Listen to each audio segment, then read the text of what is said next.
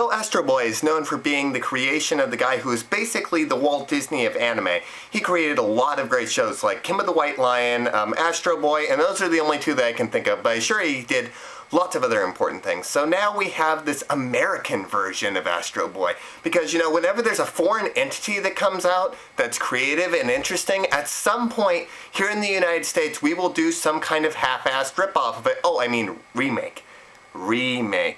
And thus Astro Boy the motion picture is born. Now I've got no problem with remakes or reboots really, just as long as they're of quality and as long as they're giving something new to the table and also entices a new audience. I have never seen Astro Boy, so I can't honestly say whether this is faithful to the original source material or whether it's blasphemous or whatever. I know that there's some new characters that they ended up introducing for the sake of sort of getting a new audience in there. There's a young teenage girl who's supposed to kind of be appealing to the Hannah Montana mindset, I guess. Pretty much the entire story is based around this little boy and his father, who's this jerk-ass scientist who basically creates all these wonderful things but isn't much of a father, and his boy is a genius, and he's like, yeah, whatever, you're a genius, whatever, go to hell. Until his boy dies, and don't you love it when boys die, all of a sudden their fathers realize, oh my god, I've been so bad, I'm not going to make that mistake again. What are you going to do? Oh, I'm going to create a robot and fabricate all of his old memories and then stick it into the robot so that I can have my son back. Yeah, that's not psychotic at all. It's kind of weird, and he ends up creating Astro Boy. One of the good things about this movie is the relationship between the son, who isn't really even a son because, you know, he's a machine with implanted memories, and the father, who at first is all excited because he's got his son back and whatever, and then begins to realize that this is really freaking creepy, the fact that he's basically created this Frankenstein monster, and so he kind of flip-flops and he goes, I think I need to shut him down. He's a travesty. Every time I see him, I just see my son, and he's just not the same. He's not 100% my son. There are some things that are different, and so I think I'm just gonna kill him or whatever. And Astro, you know, ends up running away, and that's where the adventure really starts up. And you think this isn't really spoiling much, because this is all part of the normal Astro Boy mythos.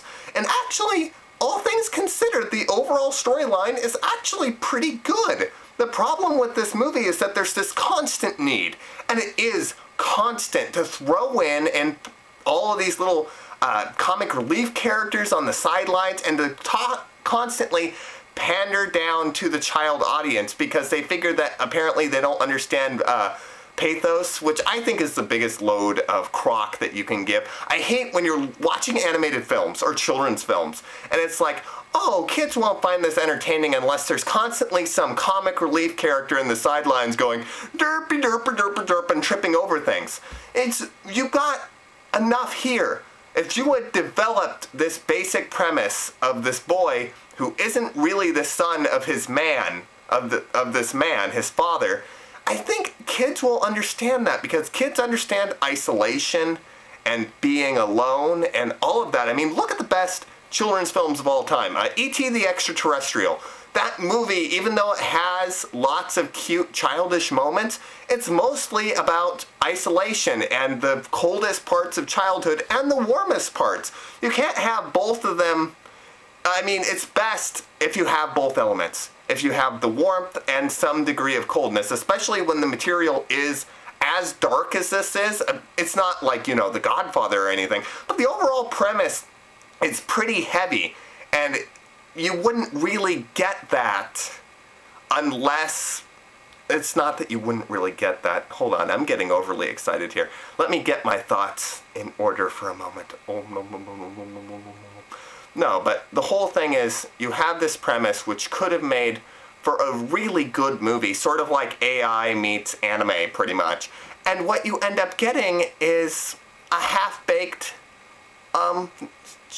it feels like a big Disney ripoff, really. It even has that sappy, happy ending at the end that doesn't really feel like it fits with the entire rest of the story and just feels completely tacked on. You know when a main character...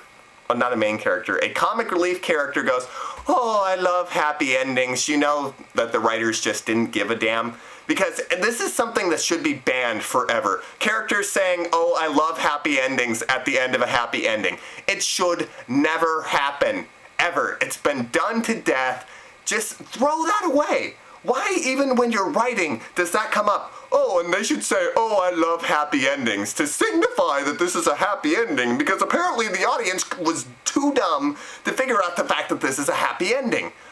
Not all is bad. Not all is bad. There's some scenes that are genuinely inspired. They're probably ripped directly from the original source material. And it's obvious that the guys who were working on it cared about the Astro Boy character in general. Otherwise, this would have been a complete fiasco. There's obviously, I don't know much about Astro Boy, but a lot of the stuff that I did already know about him were in this movie and were accounted for. So, you know, all of that is in line. I understand that, and this is obviously a passion project. They had a lot of trouble with budget and everything. It was struggling to get released for the longest time. It's just a shame that it didn't turn out to be a better movie, because things like this, the entire point, in my opinion, is to bring a foreign character that is a part of one person's culture and to bring it over to another culture, westernify it, without losing the soul. And I'm going to assume that the soul has been lost here, because I wasn't connected in this movie at all by the end. Just because it is so silly, and it takes itself so lightly, even though the story itself is obviously heavier than that. And probably the cartoon did the same thing, yada yada yada. But this is a movie. It felt like you were being jerked around a lot, because you just don't go from the face of death to all of these psychological questions about identity, and then all of a sudden come to these really, really dumbfounded robot comic relief characters, which aren't even clever. Like, within WALL-E, these characters were actually clever, like the little cleaning bot that goes around and cleans things. In this particular case, I mean, you have a spray bottle at one point that talks, that just like floats around and sprays windows, and there's like a little cleaner that goes that follows him around, and they both talk. But the thing is, he just looks like a spray bottle. There's nothing clever about that. He's just a spray bottle that flies around, and he pops up at the most inopportune times. There's no character. There's nothing. He's just there because, oh, I'm here to be cute.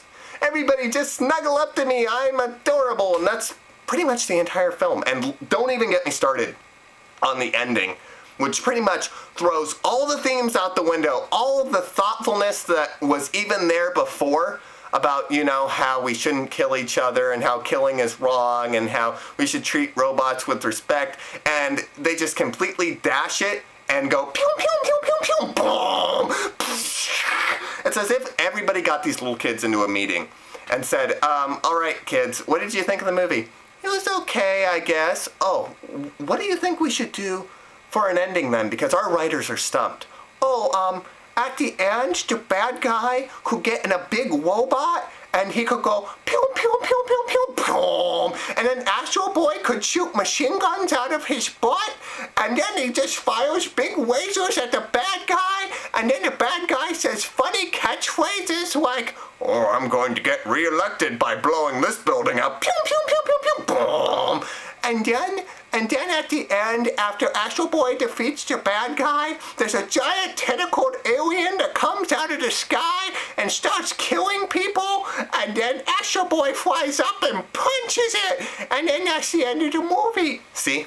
I have just summarized for you basically how idiotic this entire ending feels in comparison to the rest of the film, which before that point, I will confess, it was mediocre. It wasn't bad. I was sitting down watching it going, you know what? I'm incredibly annoyed by the comic relief that isn't comic, but on the whole, there's good ideas, so I'm willing to forgive. Until you get to that end and it's like, they didn't follow up any of those ideas in a way that really feels appropriate. They just dashed on a very Disney-esque Saturday morning ending to it and called it a day. And they ripped off the ending of The Incredibles too, which, okay, maybe it wasn't a rip-off of the ending of The Incredibles, but okay, you know how at the end of Incredibles, all of a sudden you've got the mole guy that comes out of his drill and he's like, I am the mole man, I am going to take over the world, and then you've got the Incredibles and they're all standing there in cool poses and they're like, I don't think so, and that's the end of the movie. Here, it's like right